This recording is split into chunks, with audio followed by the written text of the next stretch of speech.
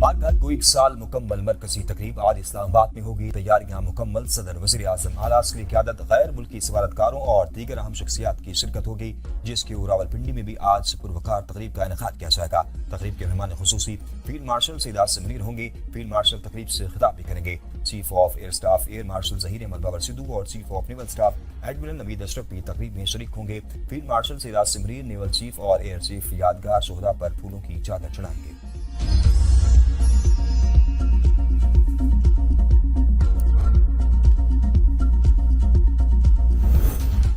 पाकिस्तान को मरूब किया जा सकता है, ना ही झुकाया जा सकता है। जारियत का फौरी और मौसर जवाब दिया जाएगा। मार्गहत को 1 साल मुकम्मल होने पर सदर और वज़ीर आज़म के पैगाम। सदर मुमलिकत का फील्ड मार्शल को खराज तहसीन। कहा, पाकिस्तान एक जिम्मेदार और अमन पसंद रियासत है। दुश्मन की जारियत का भरपूर मगर मुतवाज़न जवाब देकर दुनिया को अपनी दिफाई सलाहियत का पैगाम दिया। कश्मीर का मसला अक़वाम मुत्तहिदा की करारदादों के मुताबिक हल होना चाहिए। पाकिस्तान कश्मीरी अवाम के अखलाकी, सियासी और सिफारती हिमायत जारी रखेगा। वज़ीर आज़म शहबाज शरीफ ने कहा, पाकिस्तान का दिफा मजबूत हाथों में है, कोई मैली आंख से नहीं देख सकता। हमारी बहादुर फौज ने दुश्मन को इबरतनाक शिकस्तें दो चार किया। आजमाइश की घड़ी में पाकिस्तानी कौम सीसा पिलाई दीवार बन गई। अमेरिका ईरान तनाज़े में पाकिस्तान का साज़ी किरदार दुनिया भर में सराहा गया। पाकिस्तान अमन के लिए अपनी कोशिशें जारी रखेगा।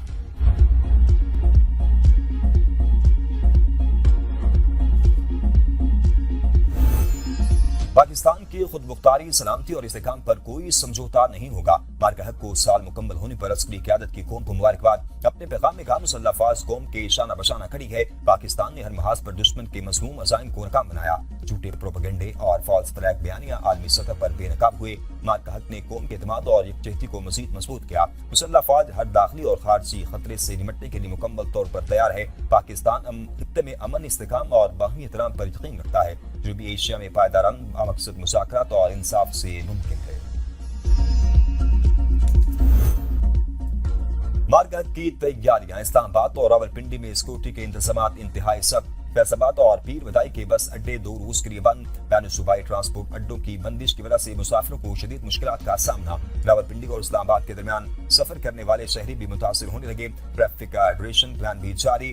RT सेक्रेटरी के मुताबिक अड्डों की बंदिश इस्लामाबाद में तकरीबात के तहत सिक्योरिटी प्लान का हिस्सा है। अड्डे 2 दिन बंद रहेंगे। मुसाफिरों का कहना है कि मुतबादिल सहूलत के बगैर बार बार अड्डों की बंदिश कब तक रहेगी।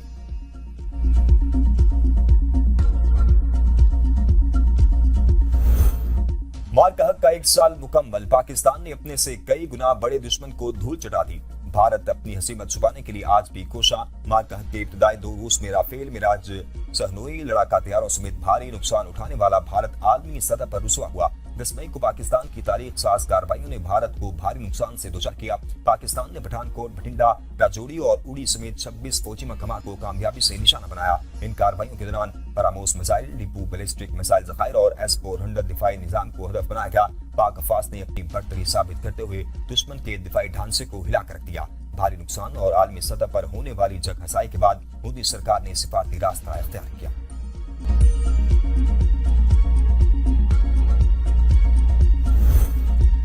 अमेरिका ईरान मुज़ाकरात अगले हफ्ते इस्लामाबाद में बहाल हो सकते हैं। अमेरिकी अखबार वॉल स्ट्रीट जर्नल का दावा। रिपोर्ट के मुताबिक अमेरिका और ईरान साजिशों के साथ एक सफ़े पर मुश्तमिल दस्तावेज पर काम कर रहे हैं। 14 नकात पर मुश्तमिल मफाहमत की याददाश्त एक तहरीर होगी। याददाश्त में 1 माह पर मुश्तमिल मुज़ाकरात के लिए जवाब तय किए जाएंगे। ड्राफ्ट में ईरान के एटमी प्रोग्राम पर बातचीत भी शामिल है। आपदा हुकूमत कशीदगी बहरी रास्तों की सिक्योरिटी मुज़ाकरात का अहम एजेंडा हो सकती है। ईरान अफजुदा यूरेनियम जोहरी सरगर्मियों पर बाद शराइत के साथ लचक दिखाने पर गौर कर रहा है। कई अहम मामलात अब भी हल तलब हैं, जिनमें ईरान पर आयद पाबंदियों में मुमकिना नरमी की हद एक बड़ी इख्तिलाफी नुक्ता बनी हुई है, जो मुज़ाकरात की राह में रुकावट बन सकती है। वफाकी वज़ीर डॉक्टर तारिक अल चौधरी कहते हैं, अमेरिका ईरान जंग बंदी मुआहदा जल्द पाकिस्तान में होगा। पाकिस्तान का अमेरिकी और ईरानी क़यादत से मुसलसल राब्ता है।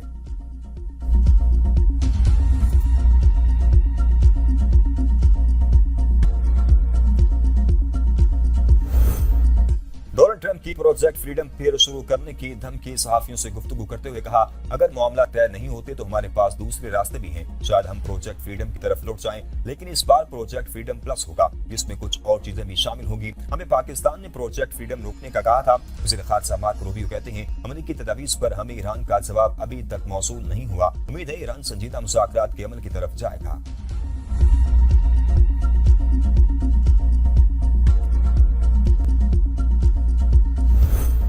अपना काम कर रहे हैं, किसी डेडलाइन पर कोई तवज्जो नहीं देते। ترجمان وزارت خارجہ اسماعیل بقائی کہتے ہیں ایران امریکی تجاویز پر غور کر رہا ہے، حتمی نتیجے پر پہنچے تو اس کا اعلان کریں گے۔ ایرانی افواج مکمل الرٹ اور صورتحال پر نظر رکھے ہوئے ہے۔ صدر ڈاکٹر مسعود پزشکیان کہتے ہیں سون کے خلاف جدوجہد ایرانی سرزمین کی تاریخ کا روشن باب ہے، استعمار اور استحصال کی پالیسی کے مستقبل کی دنیا میں کوئی جگہ نہیں ہوگی۔ ایرانی نائب صدر محمد رضا عارف کا کہنا ہے فوجی میدان، عوامی محاذ اور سفارتکاری ایران کے 3 بنیادی ستون ہیں۔ ہمارے انفراسٹرکچر کو نشانہ بنانے کی امریکی حکمت عملی ناکام ہوگی۔ حق کے دفاع پر ہمارا موقف مضبوط اور تو ٹوک ہے۔ وزیر خارجہ عباس راکچی نے اپنے ہرمز میں رکاوٹوں کا ذمہ دار امریکی لاقانونیت کو ٹھہرا دیا۔ سربراہ نیشنل سیکورٹی کمیشن ابراہیم عزیزی نے کہا اپنے ہرمز کے لیے لیگل رجیم بل تیار ہے، پارلیمانی سرگرمیاں بحال ہوتے ہی بل منظور کر لیا جائے گا۔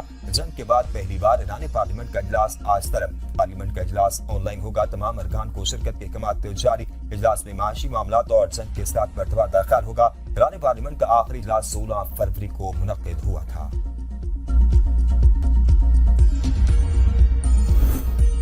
ایران کے سپریم لیڈر مجتبی خامنائی منظر عام سے غائب۔ پس پردہ رہ کر متحرک CNN کے مطابق ایران کے نئے سپریم لیڈر سینئر ایرانی حکام کے ساتھ مل کر جنگ کی حکمت عملی تشکیل دینے میں اہم کردار ادا کر رہے ہیں۔ امریکہ کے ساتھ جنگ ختم کرنے کے لیے مذاکرات میں ان کی معاونت شامل ہے۔ ایرانی سپریم لیڈر صرف ان لوگوں سے ملاقات کر رہے ہیں جو ان کے پاس ذاتی طور پر آ سکتے ہیں یا پیغامات کوریئر کے ذریعے بھیج رہی ہیں۔ ایران کے سپریم لیڈر کے پروٹوکول افسر کے مطابق مجتبی خامنائی کے پاؤں اور کمر کے نچلے حصے میں ہلکی چوٹ آئی تھی اور ایک چھوٹا سا شیل کا ٹکڑا کان کے پیچھے لگا تھا۔ تاہم ان کے زخم بڑھ رہے ہیں اور وہ اچھی صحت میں ہیں۔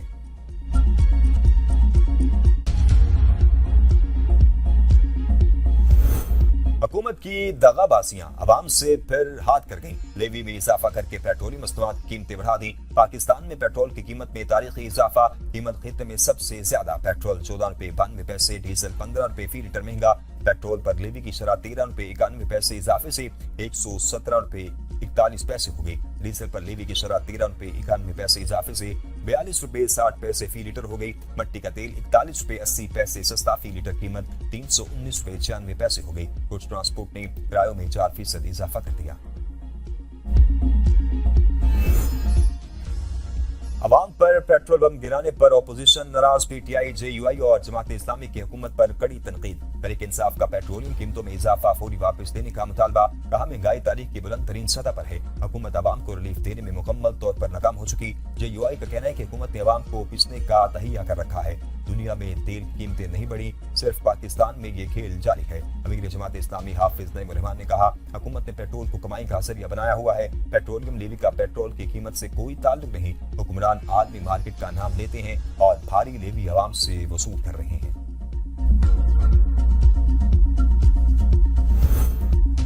پاکستان کی معیشت مستحکم، ترسیلات زر میں اضافہ ہو رہا ہے۔ وزیر خزانہ محمد اورنگزیب کی وزیر پیٹرولیم علی پرویز ملک کے ہمراہ میڈیا سے گفتگو۔ کہا برآمدات میں سالانہ 14% اضافہ ہوا، عوام کو ریلیف فراہمی کے ہر ممکن اقدامات جاری ہیں۔ روشن ڈیجیٹل اکاؤنٹ کے ذریعے سرمایہ کاری کے دائرہ کار کو مزید وسیع کیا جائے گا۔ خطے میں کشیدگی کے باوجود پیٹرولیم مصنوعات کی سپلائی چین برقرار رہی۔ علی پرویز ملک نے کہا پیٹرولیم مصنوعات کی مد میں عوام کو اربوں روپے کی سبسڈی، بجلی کی پیداواری لاگت کم کرنے کے لیے اقدامات جاری ہیں۔ مشکل وقت میں ساتھ دینے پر سعودی عرب کے شکر گزار ہیں۔